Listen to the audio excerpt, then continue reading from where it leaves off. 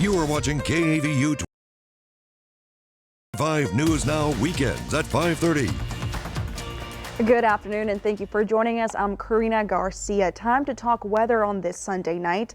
Let's take it over to meteorologist Trey Mining. Trey, there's talks of a tornado watch, but not in our area, right? Well, there is one just north of Victoria. Here is the tornado watch specifically for DeWitt County. Of course, DeWitt County right there, Lavaca County, Colorado County, kind of north.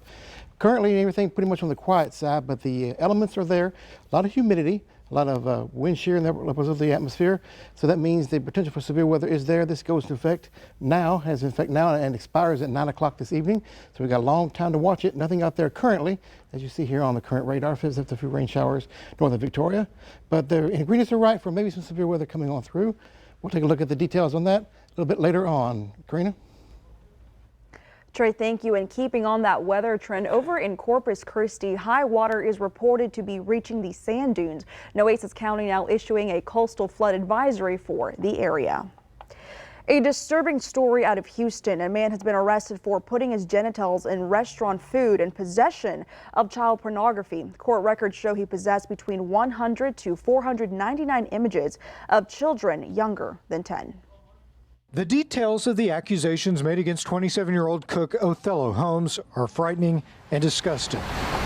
Precinct 1 Constable Alan Rosen said it started here at this soul food restaurant and bar next to the GRB. Holmes had been working here as a cook, but he wasn't just making food. Court documents state Holmes was putting his penis in the food, specifically the jelly, while he recorded it with his phone. Then he sent it to people. The things that I have seen and the behavior that I have seen, it's very disturbing. The constable says the restaurant owners immediately called police to report what they'd seen. When the restaurant found out about this behavior going on, they immediately shut down to everybody. They had not served a single patron of the restaurant. Holmes was arrested. He should not be allowed anywhere near a restaurant. The constable says investigators believe something similar may have happened at a hotel restaurant where Holmes worked as well.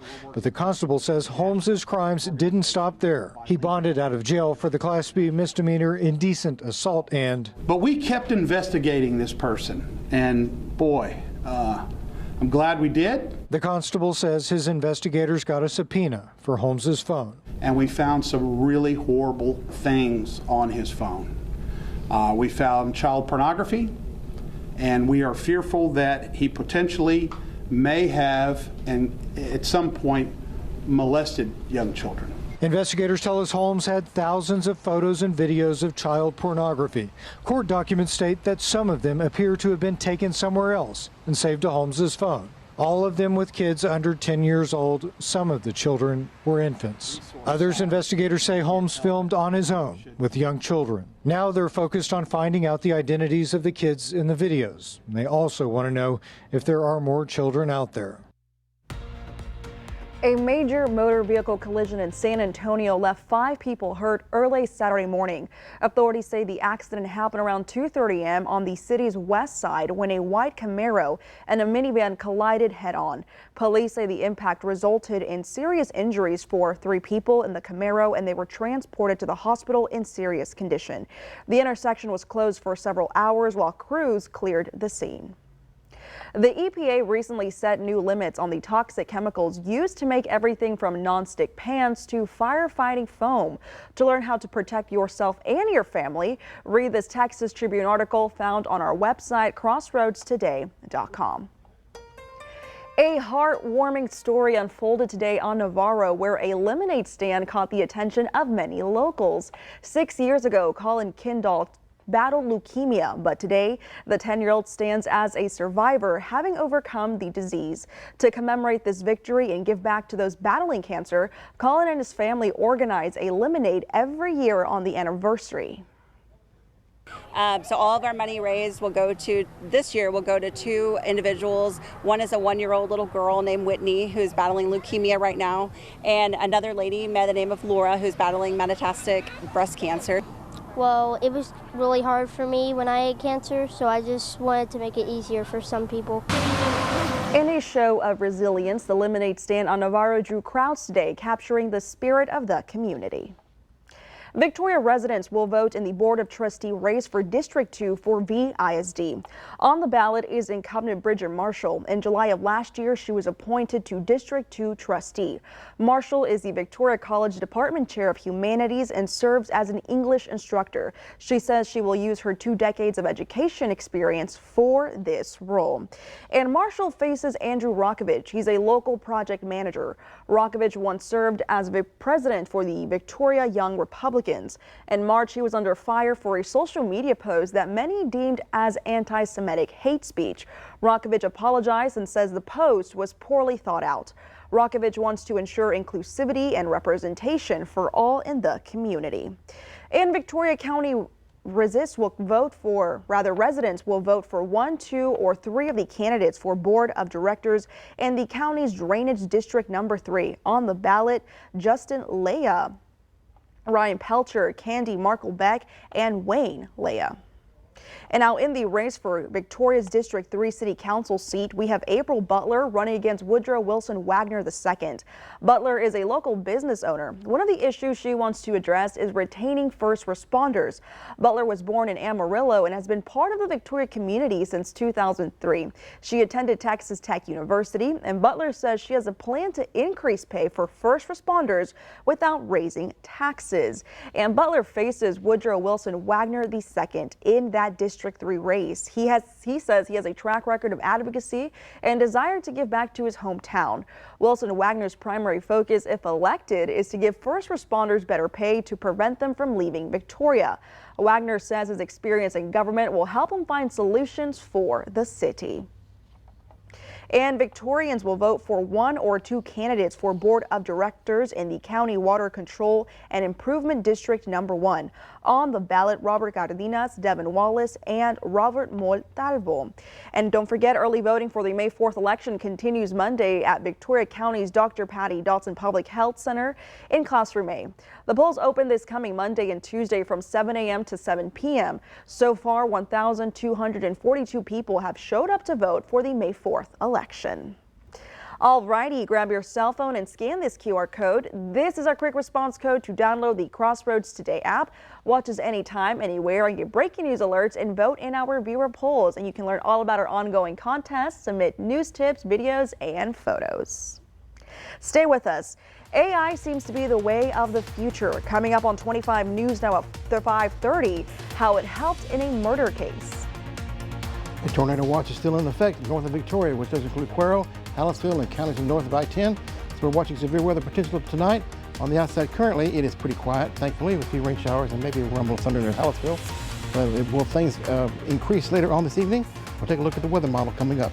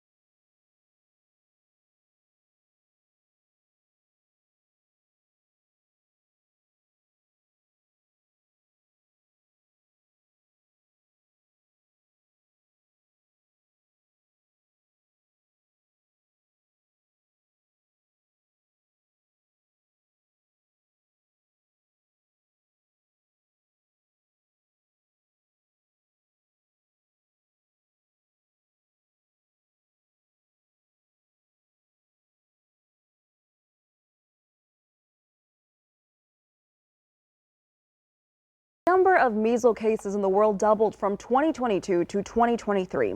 The World Health Organization says there were more than 171,000 cases globally in 2022, but that number went up to 320,000 cases in 2023.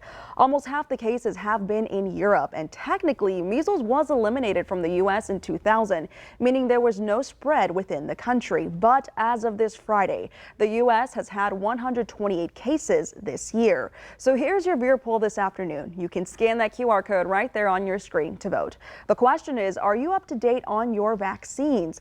According to our results, it looks like 63% stand at yes and the remaining 37% stand at no. We want to hear from you on this. Come to crossroadstoday.com/vote to take part. And of course, we're going to have an update on 25 News Now at 10. Missouri police are crediting an AI-equipped camera system that led them to finding a car involved in a murder case. When a city camera at Wilbur Young Park captured one of the shooting suspects hopping into a getaway car, it did not reveal a plate number, just a description. That's where the Flock camera system comes in. You don't need a plate to search for hits on the camera. We can also search by make, model, and other characteristics. If it has a roof rack, if it has bumper stickers, things like that. It uses AI technology to identify those characteristics of the vehicles. Investigators input that with locations and times and get photos of every vehicle that matches. A human analyst then examines the photos for a more precise match that now does have a plate number.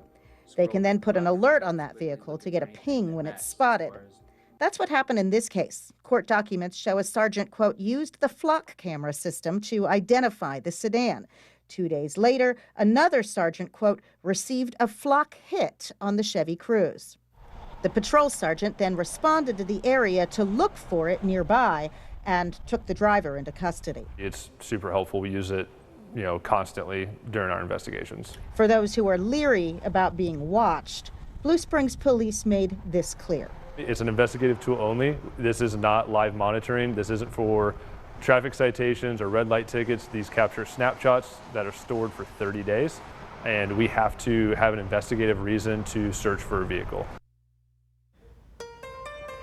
The General Zaragoza Society pageant is pleased to announce Emily Grace as the new 2024 Zaragoza Queen and People's Choice Award winner. Saturday night, contestants competed for a scholarship and were judged on a range of criteria from presence to attire, volunteer work, and personal achievements. The event is meant to highlight the history of General Ignacio Zaragoza, while also paying tribute to the rich Mexican-American culture rooted in Goliad and the surrounding counties. Grace says she's proud to celebrate her Mexican heritage and is grateful to continue representing Goliad. It feels amazing. I'm so happy and proud of myself for being able to accomplish this. The contestants did not have to showcase a talent, but were required to represent a state of Mexico wearing traditional attire. I was honored enough to belong to a panel of 3 judges who handed down scores and winners Saturday.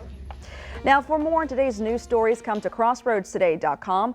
Don't forget to submit your birthday wishes so Carolina Astran can read them live on 25 News Now Sunrise with meteorologist Parker Cox. You can also submit a local military theory, and now here's Trey. All right, looking at a few rain showers here. Maybe some rumbles and thunder there near Hallettsville and maybe near Edna as well. Pretty much on the quiet side for the moment. Will it stay that way? We'll find out coming up in your forecast.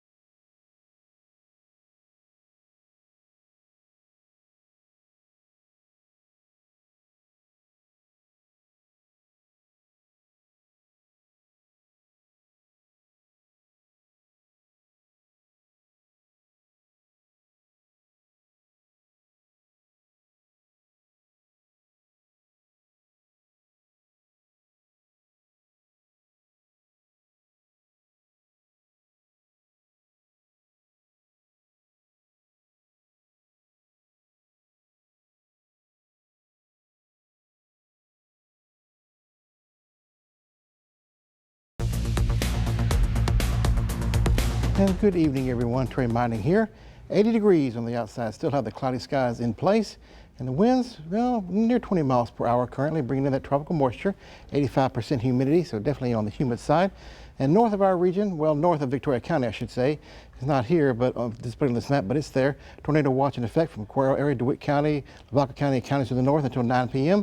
Don't have much on there currently, and maybe with the instability still in place and the definitely the moisture in place and a little more lift in the atmosphere later on, could fire up some storms, potentially on the severe side. We're watching that. And the future tracker has them kind of scattered around, mainly pushing to the east, coming up by about midnight or so, head toward Houston about early tomorrow morning. But there is a marginal risk of severe weather for our region coming up for your day tomorrow. Well, there it is right here. It's the very small risk, but it's a risk nonetheless. So we'll keep a storm alert day for your day tomorrow, Monday, around the Crossroads region, of course. So keep in mind that. Remember the tornado watch until 9 a.m. for areas north of Victoria County. And so keep weather aware, if you will. 9 a.m. Port Lavaca, 77 degrees with a few rain showers possible, running through the early morning hours. And mostly cloudy skies. Could be an isolated rain shower storm during this time here during the afternoon. Temperature about 3 o'clock, 85 degrees with southerly winds, keeping that a little bit on the windy side and some rain shower chances possible. And also, once again, in Cuero, 82 degrees, coming up by 12 noon, 85, 86, getting near 90 degrees. We're creeping up to that level closer and closer pretty much each day with some breaks of the sun around the region with the risk of rain showers and storms. This risk is kind of low, but it's still there. So keep weather aware today and tomorrow. Victoria, I was looking for us. There could be a few rain showers early in the morning time headed to the east with partly cloudy, mostly cloudy skies throughout the entire forecast period. High temperatures getting near the 90-degree mark, just shy of that with gusty winds in the afternoon, of course. Let's take a look at this 7-day outlook, of course. Alert day tomorrow for that marginal risk of severe weather for our region, keeping it windy and breezy throughout the rest of the week time frame with high temperatures in the 80s, near 90, but just shy of that. Low temperatures in the 70s. Be aware tonight. We'll keep you updated if anything does head our way with tornado watch until 9 a.m. for areas north of Victoria County. So keep that in mind, of course. Outside of that, be aware tomorrow and make it through the rest of the week. Running the air conditioners definitely on the hot side. Gusty winds too, 20 to 30 mile per hour, maybe some higher gusts, especially in the afternoon. Make it a great day and a great evening. Zach? Thank you, Trey. Well, we have a few area teams that have clinched postseason berths. We even have one going to the area round. I'll have that in sports.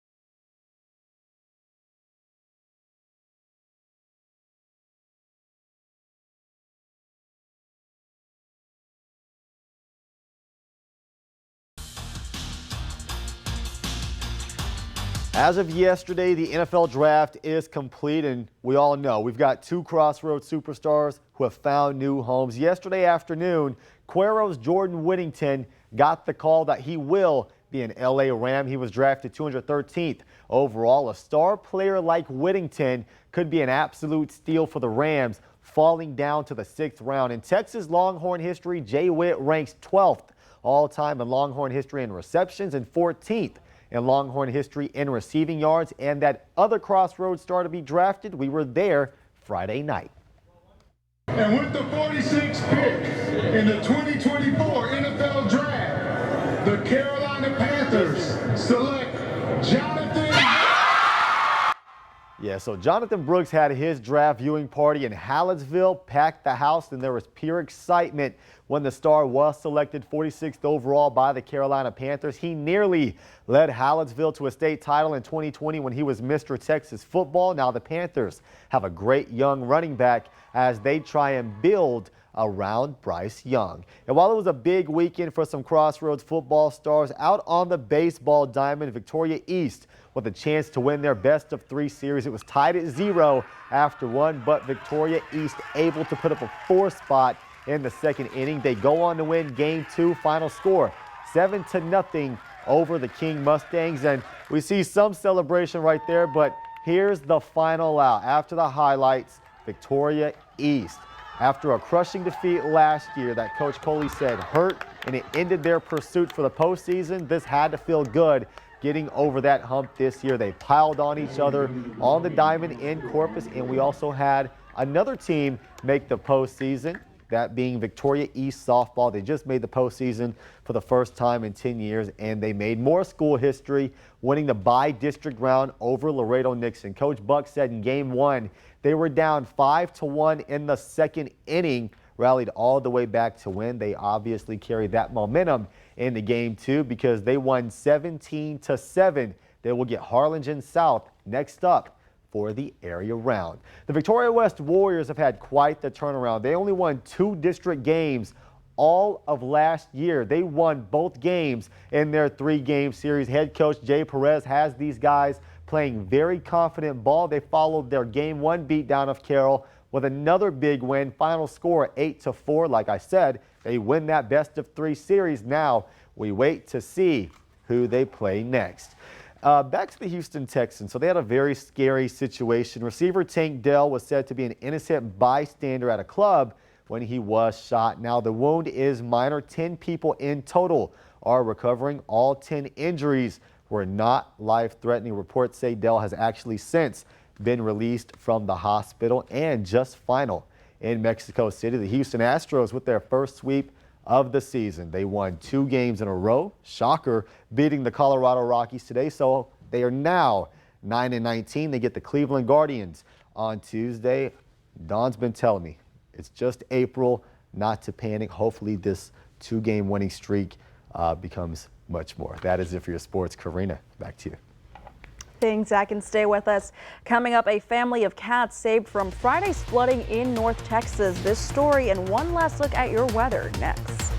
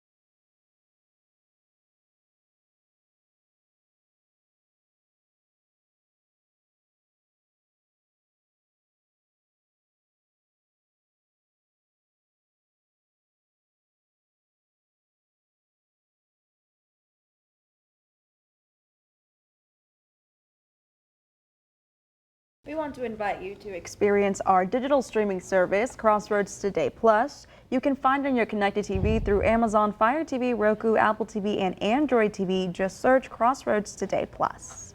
Now, a North Texas woman and a friend risked their lives Friday to rescue a cat named Fuzzy Bear Bucket and 3 kittens. Vicki Eastman says the rising water flooded her home and her vehicle, and then she heard that some kittens were in trouble, and that's when she took to action. I was up waist deep in water. My friend Craig called me and he said, I got these kittens down here. So I had to go swim down there and I saved him. I saved that one. And Craig saved 2 of them. And Fuzzy Bear Bucket and the 3 kittens are well and doing just fine. That actually looks just like my cat at home. How almost sweet. Exactly. Fuzzy Bear Bucket, what a name, what a name. Fuzzy Bear Bucket. How did you come up with that? I don't know. I don't know. It takes quite a good imagination for that. Yeah. Well, we've been getting some pretty tough weather this past weekend everywhere. We have. Let's take a review if we can. We have the tornado watch for all the counties you see there in yellow, which does include Kennedy, DeWitt, Lavaca, Colorado, Gonzales, and points to the north from there. Not Victoria County as of yet. We'll see if that develops, though. And we're looking at nothing much happening so far. A few rain showers north of Victoria along 77 near Hallettsville. And nothing severe out there now, but we'll see. If the ingredients are there for some potential severe weather. We'll be monitoring it throughout the evening. So once again, take a look at your 7-day alert day for your day tomorrow. There's a march of risk of severe weather for you Monday. Outside of that, slight rain chance each day. Highs in the 80s, near 90, lows in the 70s. All righty, thank you, Trey. And thank you for joining us. Remember to subscribe to our YouTube channel, Crossroads Today. Have a great week.